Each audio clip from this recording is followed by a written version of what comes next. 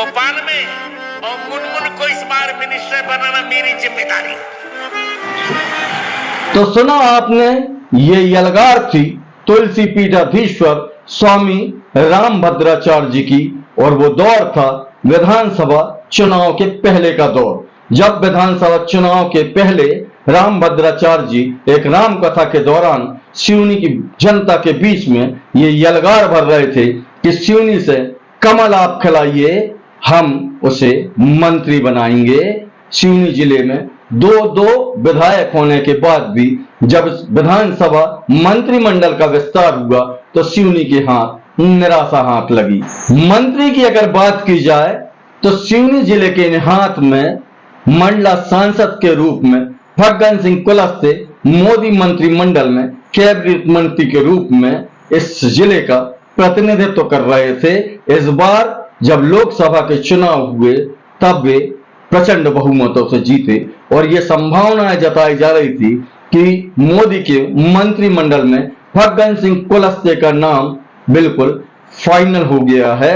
वे लगातार 8वीं बार जीतकर दिल्ली पहुंचे थे और दिल्ली में सिवनी और मंडला का प्रतिनिधित्व करते थे। कहा यह जा रहा था कि उनका मंत्रिमंडल में नाम लगभग फाइनल है, पर टीवी स्क्रीन पे जो केंद्रीय मंत्रिमंडल का विस्तार देख रहे थे उनकी आंखें फटी की फटी रह गई और उनके हाथ एक बार फिर निराशा हाथ लगी, क्योंकि कुलस्ते जी को इस बार मंत्रिमंडल में शामिल नहीं किया गया। जिन रामभद्राचार्य जी के हुंकार और ललकार की हम बात कर रहे थे, वे इस मंत्रिमंडल के शपथ ग्रहण समारोह में प्रथम पंक्ति में बैठे नजर आए, और यह कोई लुकी छुपी बात नहीं है कि प्रधानमंत्री नरेंद्र मोदी के साथ स्वामी रामभद्राचार्य जी का क्या संबंध है। उनकी हुंकार, उनकी ललकार, उनके आदेश पर सिवनी ने विधायक चुना था, उसके बाद वह मंत्रिमंडल में स्थान नहीं पा पाया, और आज भी वही चीज की पुनरावृत्ति हुई। सिवनी जिले को केंद्रीय मंत्रिमंडल के विस्तार में स्थान नहीं मिला। हालांकि मध्य प्रदेश की अगर बात की जाए तो मध्य प्रदेश में गुना से सांसद ज्योतिरादित्य सिंधिया, विदिशा से सांसद शिवराज सिंह चौहान और टीकमगढ़ से सांसद वीरेंद्र खटीक को इस मंत्रिमंडल में कैबिनेट मंत्री के रूप में स्थान मिल गया।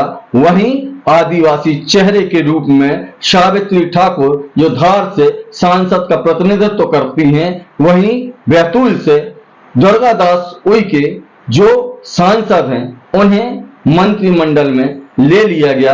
अब वे आदिवासी चेहरे के रूप में मध्य प्रदेश से 2 सांसद जो केंद्रीय मंत्री कहलाएंगे, पर सिवनी जिले के कद्दावर आदिवासी नेता फग्गन सिंह कुलस्ते को इस बार मंत्रिमंडल में शामिल नहीं किए जाने के बाद उनके समर्थकों में और जिले वासियों में उदासी का होना लाजमी है। हालांकि हालात ये कह रहे हैं, राजनीतिक इशारे अगर समझे जाएं तो सांसद फग्गन सिंह कुलस्ते को भविष्य में संगठन में बड़ी जवाबदारी मिलेगी। आपको याद होगा कि पिछले दिनों मंत्रिमंडल के विस्तार के 1-2 दिन पहले ही मध्य प्रदेश सूबे के मुखिया मोहन यादव सिर्फ फग्गन सिंह कुलस्ते जी से मिलने के लिए उनके दिल्ली आवास में पहुंचे थे और एक लंबी चर्चा हुई। सूत्र ये कहते हैं कि संगठन में फग्गन सिंह कुलस्ते को एक बड़ा स्थान दिए जाने को लेकर मोहन यादव को आदेशित किया गया था, और वे उनसे मिलकर उन्होंने लंबी मंत्रणा की, और शायद इसीलिए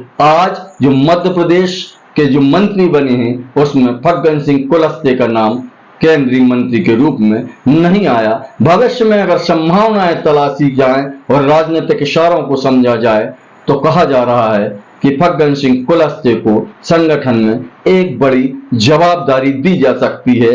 केंद्रीय महासचिव, केंद्रीय सचिव के रूप में उन्हें दायित्व से नवाजा जा सकता है। कुछ लोग तो यह भी कह रहे हैं कि उन्हें अगले कुछ दिनों के अंदर ही प्रदेश अध्यक्ष की बागडोर सौंपी जा सकती है, परंतु प्रदेश का जो राजनीतिक परिदृश्य है उसको देखते हुए ऐसा लग नहीं रहा है कि प्रदेश अध्यक्ष का जो पद फग्गन सिंह के लिए कहा जा रहा है, उनके समर्थकों के द्वारा जो राजनीतिक इशारेबाजी की जा रही है, उसमें राजनीतिक रूप से देखा जाए तो प्रदेश के बहुत से कद्दावर नेता उनकी इस राह में रोड़े बनेंगे। फिलहाल मध्य प्रदेश के मंत्रिमंडल में सिवनी जिले का कोई चेहरा नहीं है। यहाँ तक मध्य प्रदेश के साथ साथ केंद्रीय मंत्रिमंडल में भी अब सिवनी जिले का प्रतिनिधित्व देखने को नहीं मिलेगा। देखते हैं भविष्य में जो संभावनाएं जताई जा रही है कि संगठन में सिवनी जिले को क्या मिलेगा, यह भविष्य की गर्भ में है। फिलहाल सिवनी जिला पूर्णतः मंत्री विहीन हो चला है। नमस्कार।